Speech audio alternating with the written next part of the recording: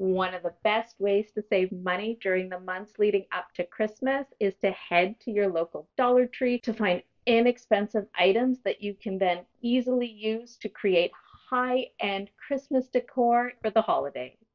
For this first DIY, you're going to need several of those Dollar Tree bottle brush trees in varying sizes. You sort of want the larger size and the medium size. I also had a few of these smaller ones that I bought last year, and I wasn't really liking that dark tealy color on these trees. It's not really what I'm going for this time. So to fix that, I'm just going to paint them with this folk art decor paint in aged pine. I'm also going to do this to some of those Dollar Tree bottle brush trees that have the little white flecks on the ends. You'll also need 3 of their thankful wood signs with the slats inside and 2 of their square wood signs. I just used the nautical ones that were left over. Remove the twine rope and also the wooden beads and set those beads aside because you can always use those in a different DIY. To make removing the wooden decals off of your wood pieces so much easier, I've linked my heat gun in the description below, and you're going to want to use that to just heat up the glue underneath, and then using a spatula, I'm just using my Cricut spatula here, to gently pry it loose. And just use a little bit of sandpaper to remove any of the leftover glue or bits of wood pieces if it didn't come off perfectly. And using that heat gun, you're going to want to do the same thing to the thankful signs, removing only the thankful part on each of them. And then again, using a little bit of sandpaper, just smooth that down as best you can. Now there's going to be a lot of crevices left over where the thankful word is, and you're going to be able to see that when you paint it. So to fix this, we're going to use a little bit of wood filler and a putty knife, and you're just going to apply that to each of your wood signs. However, you're just using this wood filler to fill in the word parts. You don't want to fill in the crevices in between the slats. Just use a little skewer to clean those out so that you end up still having those indentations, and then once this has dried, go in with some sandpaper and sand it all down smoothly. The 2 square wood pieces were really light in color, so I just went in with a little bit of antiquing wax, painted the wood piece with that, and then just wiped the wood piece down. And while those wood pieces were drying, I used a little bit of white chalk paint to paint each of the long pieces with a distressed chippy look.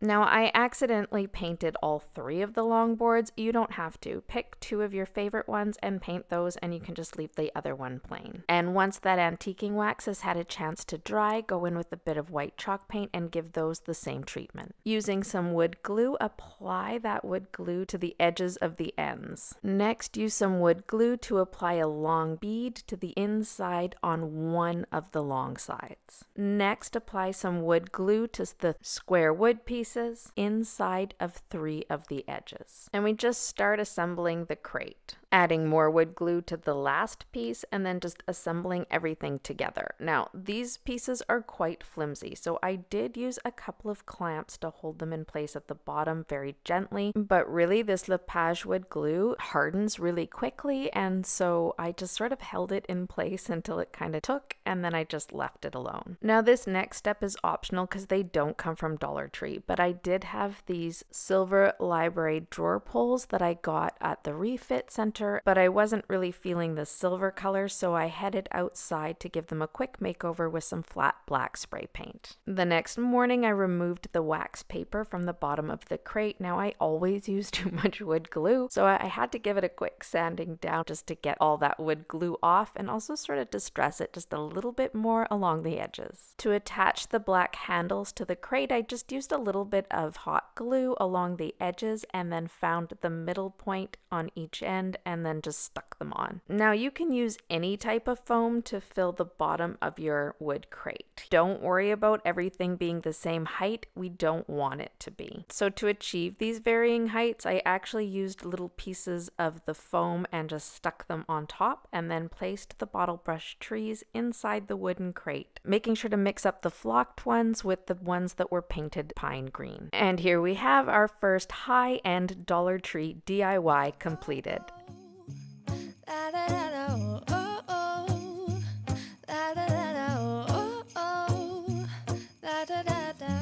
Making our Christmas memories. I've been working so much lately, I can barely find the time to... For this next Dollar Tree DIY, you're going to need 5 to 7 of their white jingle bells. To start, remove the pine embellishments at the top and set those aside because those are fantastic to use in other DIYs. In fact, we'll be using a couple of them in one coming up. This Christmas, I'm really feeling that antique gold, so I grabbed a can of Rust-Oleum aged metallic spray paint in vintage gold and then headed on outside to give each of those white jingle bells a quick coat of that glorious gold. Now we want to give these jingle bells the appearance of being really antiqued gold, so to give them a little bit more interest and dimension, I went in with some of Folk Art Majestic Gold metallic paint. This paint was delightfully thick, so using a stenciling brush, just pounce that paint all over this gold bell, giving it tons of texture. Let that dry overnight, and then the next day, using that stenciling brush and that majestic gold again, apply a second coat to each of the bells. Once that's had a chance to dry, you're going to go in with a little bit of antiquing wax and that stenciling brush again with some of that gold still left on it. Pounce that pigment on, and then I'm using a larger wax brush to sort of blend all of those together. And then gently pressing everything with a dry face cloth that I then wipe away some of that antique gold to show the shinier gold underneath. Now you are going to need some nice chunky rope, and unfortunately I have not been able to find this at Dollar Tree, so you are going to have to find it elsewhere, but I will try to link some in the description below. Cut yourself down a nice long piece of rope and then tie a knot at the end. Separate each of the sections. You're going to end up with 4 sections, but you're only going to need 3, so feel free to cut that 4th one off. Tape this to your table or your leg and then just start tightly braiding those 3 sections together. Next, you're going to want to cut 5 to 7, depending on how many bells you're using, pieces of rope that are different lengths. Apply a generous dollop of hot glue to the tops of each of your bells and then press the end of one of the ropes down onto that hot glue. Trim any frayed ends off of your braided rope. Lift up the rope that you've glued to the bell and then apply some hot glue underneath that and then press your rope strand on top of that hot glue. Then using more hot glue, inch by inch, apply that braided rope around the top part of the bell so that you cover where you've hot glued that long rope strand to. I hope that makes sense. Do this to each of the 7 bells. Lay them down on a table so that they're staggered different heights. Cut another long piece of rope, slide one end underneath your bunched rope, and then bend that up so that it is with the other ends. Mark that end with a marker so that you know how to find it later on. Then grab that other end of the rope and, catching that first end of rope, wrap around all of the strands of rope. Wrap this around several times and then find that marked rope, tuck it so that it's in the bottom part of your strands of rope, and then tie it to the other end of the rope. Trim down the ends so they're all the same length, and then fray all of the ends so that you end up with a nice little poof. Remember those 2 end pieces that we used to tie everything together? Yeah, we're going to want to trim those down, but making sure that that knot stays in place, and if needed, add a little bit of hot glue. My time running around, keeping people pleased. But this is my favorite holiday. It's a chance to start over new. 'Cause I missed you, so I'm letting go of everything but you. We're going in with another bell DIY, only this time we're going to be using these other Dollar Tree bells that you can find every year. Just sometimes they're just a different shape or maybe a different size. Now, I had these from previous years and my Dollar Tree actually hasn't come out with these yet, but trust me, they will. Now, since these bells are already gold, we're going to skip the spray paint step and go in with a bit more of that Folk Art Majestic Gold. And again, using a stenciling brush, you're just going to pounce that nice thick gold paint onto the bells. Now, I will be doing 6 bells for 3 different DIYs. And ignore those other 3 paints you see in the background, I didn't end up using them. The next day, once that paint has had a chance to thoroughly dry, go in with a second coat and just make sure you can't see any of that shiny gold bell underneath. And just like we did with the jingle bells, we're going to use that gold stenciling brush, dip it in some antiquing wax, apply that all over the bell, and then using that nice thick wax brush, blend that all together and then wipe it with the face cloth. Now the inside of these bells are also that shiny plastic gold, and I want to cover this up because, well, details matter. So going in with that stenciling brush and starting at the bottom of the bell with that stenciling brush and working your way up, cover that entire inside of the bell. You only need to do one coat for this. Using that same nice thick rope that we used with the Jingle Bell DIY, you're going to stick one of the ends through the top of the bell. Pull that through and then tie a knot so that when you slide the rope back upwards, it stays in place. And then just trim off the end so that you can't see the rope peeking out from beneath the bell. Decide how long of a rope loop you want. I decided to go for an extra long loop because I thought that would look quite smart. Also note that I used 2 different sized bells here because I had those 2 different sized bells on hand, but you could certainly just use the same sized bells and it will look just as good. And again, knot that end and trim it down. Now you could certainly leave these as is, but I felt that they were a bit plain and I wanted to add a little festive touch. So I had these mistletoes. A subscriber told me these are mistletoe picks from Dollar Tree, and I just cut off some of the frosted greenery and added that. Now the white berries were a bit too stark with the antique color, so instead I went in with one of those frosted pine cones that we got from the Jingle Bells earlier on, and I added some off-white berry stems that I had, just little clusters, and hot glued those to the top as well. And then I did a similar look on the other bell, just on the opposite side of the top, and I just changed it up a smidgen. And here's the finished look. There are so many different ways you could use these bells. If you have any suggestions, leave them in the comments below. These are the good times with you. Baby, this year it's just gonna be you and me. Hang by the fire and chill. Isn't this how it's supposed to be? Making our Christmas memories.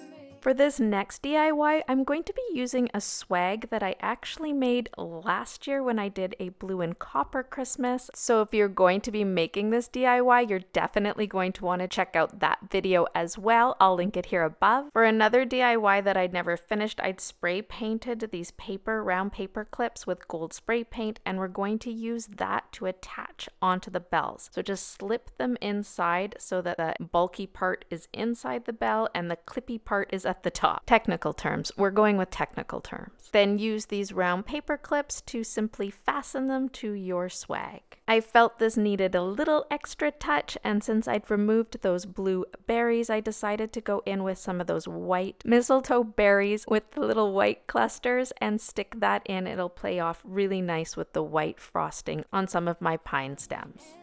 I've been longing to hold you close, forget about everyone else. Isn't this how it's supposed to be? Making our Christmas memories. Oh, oh, la da da da, oh, oh, la da da da, oh, oh, la da da da. Making our Christmas memories. I've been wrapping presents for you. I've been hanging marbles in the tree, and I've lit my house. And then we were down to one bell. Now for this DIY, I'm using this white grapevine wreath that I found at Michael's for 60% off, but you could always just use a regular brown grapevine wreath. It will look just as good. Or if you wanted to spray paint one, I just went with the easier version. You're also going to need several packs of the Dollar Tree pine picks. Now how many is really dependent on you and how thick you want your wreath to be. I also had some frosted greenery that I had purchased. Honestly, I can't remember where, but this kind of greenery you can find just about anywhere, so just look for some at a really good price. Now I will note that what I liked about this greenery is that it had that light greeny blue color that we're going for. To create this wreath, you're just going to slide the stem sticks in between the grapevine twines, filling it up on one side until it reaches just a little bit over the top, and then you're going to leave a gap, and then on the other side you're going to fill in just a little bit along the bottom. Now I had some pine cones that I had collected from our pine trees in the backyard and had baked slowly until they were ready. Using some old greenery stems that I'd cut down in some hot glue, I just attached these to the pine cones and attached these to the wreath as well. Dollar Tree at Christmas time tends to come out with these large berries, and I have spray painted these berries several colors over the years, and this year I'm going to spray paint them gold. And then I'm just going to use a little bit of that Folk Art Gold Majestic Gold paint to just give it that antique-y feel as well. And then just slide the wire stems in between the grapevine twigs. Now it's still really early in the season, so Dollar Tree hasn't really come out with any festive ribbon yet, so I headed to Michael's where I found this perfect blue-green color. It's exactly what I'm going for this Christmas. It shows up fairly teal on the video, but in real life it has a bit more of a green tinge to it, and I love the velvety feel because fur, antique gold, and this bluey green color is exactly what we're going for this year. We're going to use this ribbon to create a nice big bow for that gap in our wreath. To create this simple bow, you're just going to fold one side over and then another side over to create your first loops. Then you're going to twist the bow in the center so that the good side is facing down, creating your second loop about a finger distance further than your first loop. Then again, twist in the center, create your loop on the other side, one finger distance away from your first loop, and then again to the center, twist, and just keep doing that over and over again until you form as many loops as the size bow you want. For this bow, I did 6 loops. Bunch it in the center, making sure that you get that first end and the last end of the ribbon, and twist that together with a chenille stem. To create the tails for the ribbons, I decided to go with 4 tails, so I cut one longer ribbon and then I cut one shorter ribbon. I grabbed each of the ribbons and folded them in half and then gave them a twist so that both the good sides were facing upwards. Then I cut each end so that I formed a dovetail. Then I bunched those 2 tails together, placed them at the back end of the ribbon, and attached those together with the chenille stem. Then using what was left of the ends of the chenille stem, I attached that to the wreath form. Now it was time to add that antique bell. Again, going in with another chenille stem, just slide that through the bell opening at the top, give it a couple of twists, and then using the chenille stem, attach that to the wreath form, sort of sliding it in underneath that bow. This wreath is going on our front door. It ties together all the colors that I want to bring to Christmas this year, and I couldn't be happier with it, but I'm dying to know what you think. So you should come back home to me. And when we wake up in the morning, I'm gonna play those carols that you love. We'll be singing all the melodies until the sun comes up. These are the good times with you. Baby, this year it's just gonna be. For this next Dollar Tree DIY, you're going to need one of their wreath forms and one of the plastic green Christmas house ornaments. You're also going to need a can of Rust-Oleum spray paint and nutmeg. This DIY is actually a Pottery Barn dupe, so you know it's going to be high end. But Pottery Barn wants a whopping almost $40 for theirs, and I know we can do a lot better than that. Remove the wreath from the front of the house and just discard that. My wreath form came with a little embellishment on the front, so I removed that as well, and then headed outside and gave each of these pieces a couple of coats of the nutmeg spray paint. Then once that had a chance to dry, I used a little bit of white chalk paint and a super teeny tiny little paintbrush, and I painted the outsides of each of the windows and the door. Oh, and the roof outline. Then using some hot glue, I adhered the little house to the front of the bottom hook of the wreath hanger, and she was done. Hang by the fire and chill. Isn't this how it's supposed to be? Making our Christmas memories. Oh, and I've been longing to hold you close. Forget about everyone else. Isn't this how it's supposed to be? Making our Christmas memories. Oh, oh. La, da, da, da, oh, oh, oh. La, da, da, da. Making our Christmas memories. If you enjoyed that, make sure you subscribe. Give me a thumbs up. If you hit that notification bell, it'll let you know the next time I upload. Oh, and you might enjoy these.